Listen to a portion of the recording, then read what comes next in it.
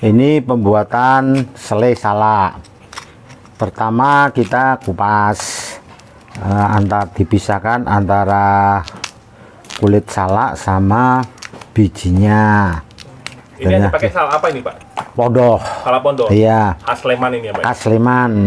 Ini salak pondoh khas Sleman. Pak, waktu memisahkan antara kulit dan dagingnya ini, Pak, Ya. kulit arinya nggak dibuang? Enggak kita buang. Biar apa itu tujuannya, Pak? Soalnya sebetulnya gizinya itu ada di ini kulitnya ari ini. Iya.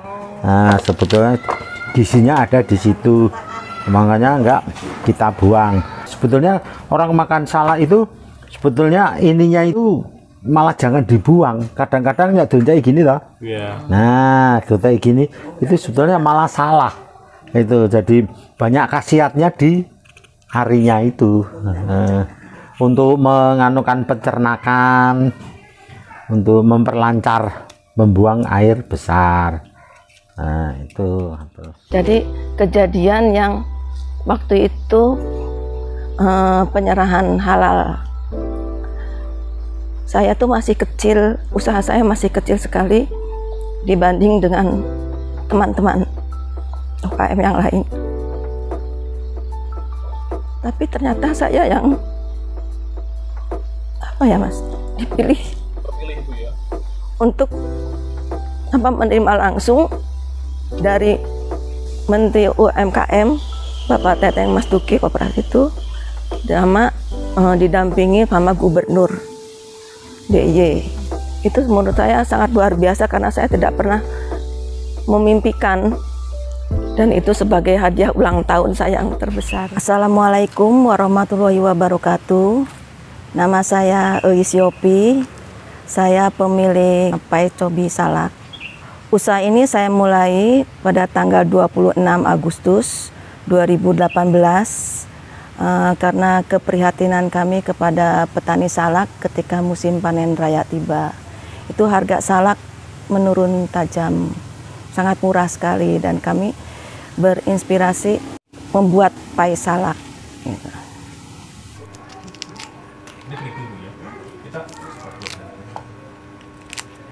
Terigu segitiga, terus dikasih gula halus. Disaring dulu biar nggak ada yang berindil-gerindil. Oh iya benar. Ini berapa resep ini bikin ini, Bu? Ini satu resep. Satu resepnya ya. Tepungnya berarti berapa gram? 500 gram. 500 gram.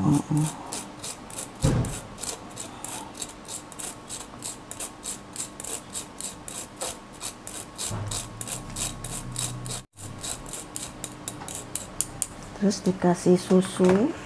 Nah, Susunya biasanya satu. dikasih apa ini? Ini susu. Susu bubuk ya, Bu ya? Susu bubuk. 1 sendok cukup? Cukup. Ya. Kan cuma satu resep. Terus biar tercampur. Terus diberi mentega. Margarin, Bu ya? Ya. Berapa gram kalau margarinnya, Bu? Margarinnya 200 gram 200 sama gram, butter sama margarin. Terus sama margarin 100 gram, Bu ya? Campur. Ya. Berarti margarinnya nggak perlu dicarikan dulu itu, Bu? Enggak, malah harus dimasukin marigas.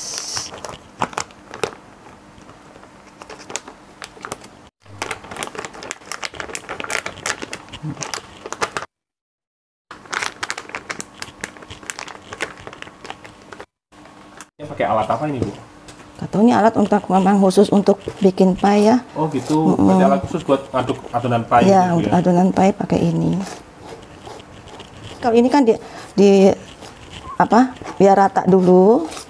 Setelah rata baru dikasih telur.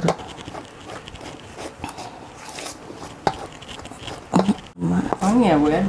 Ya? Wangi. Iya. Ini pakai Wisman, Mas. Oh jadi butternya pakai Wisman ini, Bu ya? Iya. Wah ini butter mahal nih. Pasti enak rasanya, Bu. Tadi udah nyobain di mana? Enak.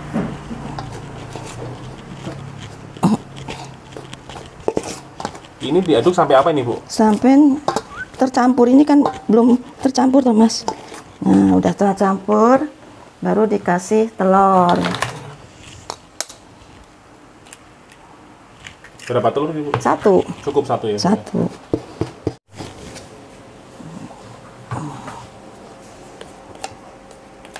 Dulu saya memulai usaha ini dengan modal 5 juta.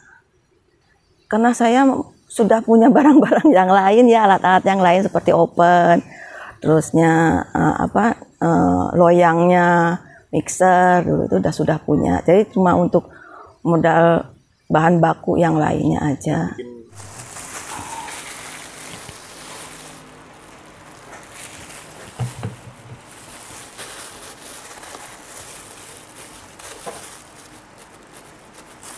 Pernah kerja yang lain nggak Bu?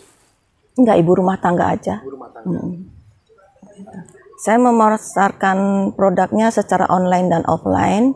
Kalau online ya saya pakai IG, pakai Facebook, pakai WA, pakai status. Kalau umpamanya offline-nya saya titipkan ke toko oleh-oleh seperti di Baimong, Bandara, YIA, terus Yudhistira, sampai ke Muntilan dan Magelang. Kenapa memilih untuk usaha, Bu?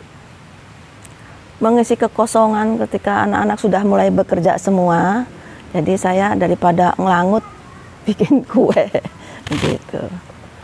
Ibu ada keraguan nggak, Bu? Wah, gimana ya nanti? Bismillah aja Mas. Saya juga memulai itu langsung pesan box tuh langsung 1000, nggak tahu pokoknya ada Bismillah aja gitu. Nggak taunya ya setelah 2 bulan ternyata dapat penghargaan dari Bapak Bupati itu. Gitu. Itu udah dapat penghargaan juga Bu ya? Ya, itu waktu baru 2 bulan setengah saya dapat penghargaan dari Bapak Bupati karena memakai bahan baku lokal yaitu salak pondo. Diangkat.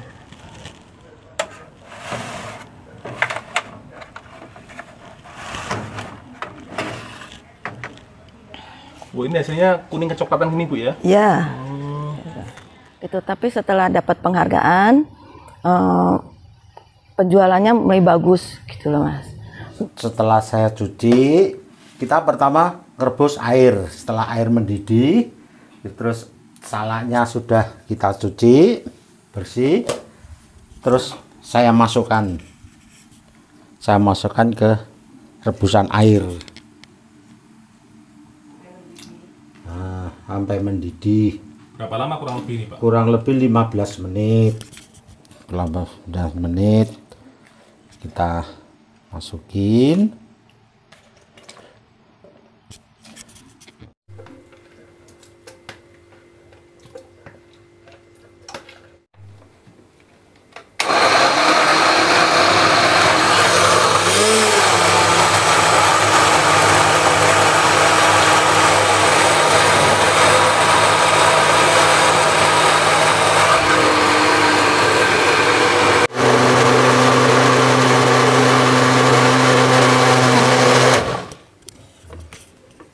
Dulu pertama kali usaha ya lakunya cuma sedikit, 5 sampai 6 box sehari.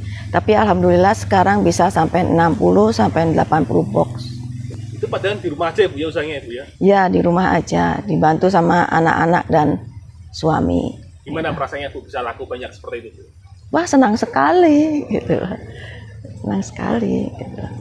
Pengen mengembangkan usaha dan produk semua serba salak. Seperti keripik salak, terusnya rujak salak, gitu. Saya pengen juga. Saya baru pai salak, tapi pai varian pai yang lain, gitu. Seperti pai kopi, terus green tea, tiramisu, pai durian, buah naga, sama egg yolk, 7 varian.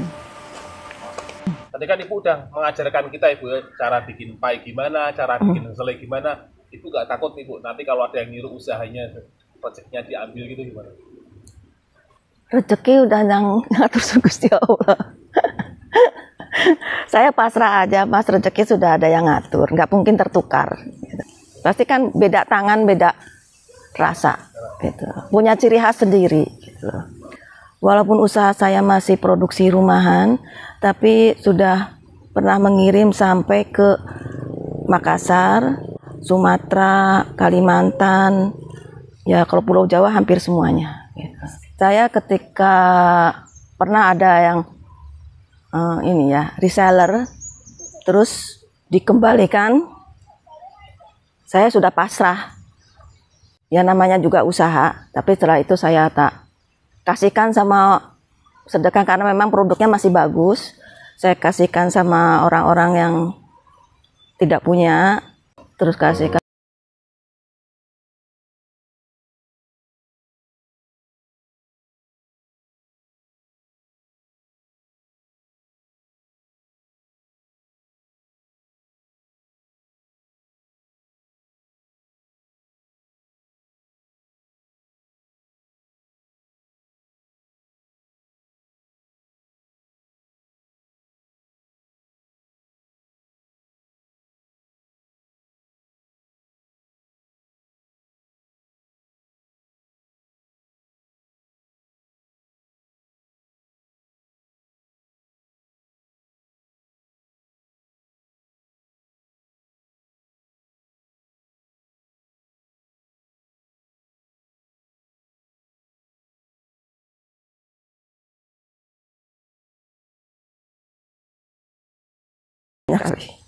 Itu nggak disangka-sangka itu.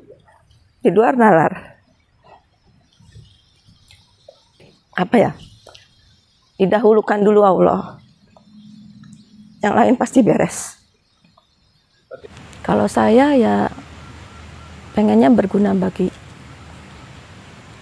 orang lah, bagaimana. Kalau memang katanya sebaik-baiknya manusia yang berguna bagi sesama. Namanya usaha itu kan ya memang nggak harus di atas terus, kadang di bawah. Ya kadang mengalir ya deras banget, kadang yang kering ya kering sekali gitu. Seperti kemarin pandemi ya memang saya usahanya mati suri. Karena memang berhubungan langsung dengan pariwisata gitu. Ya selalu bersyukur gitu aja. Tetap jangan patah semangat. Tetap berusaha kalau memang namanya orang tuh yang berusaha banyak, seperti orang yang jualan di pasar tuh ya banyak sekali. Rezeki itu nggak tertukar. Jadi saya juga tidak takut orang mau meniru atau gimana, ya monggo gitu. Itu hak mereka gitu. Saya cuma berusaha semaksimal mungkin, sebaik mungkin gitu. Cuma itu aja. Karena seumur saya juga nggak terlalu ngoyok banget untuk umur saya, untuk duniawi itu udah nggak inilah Mas.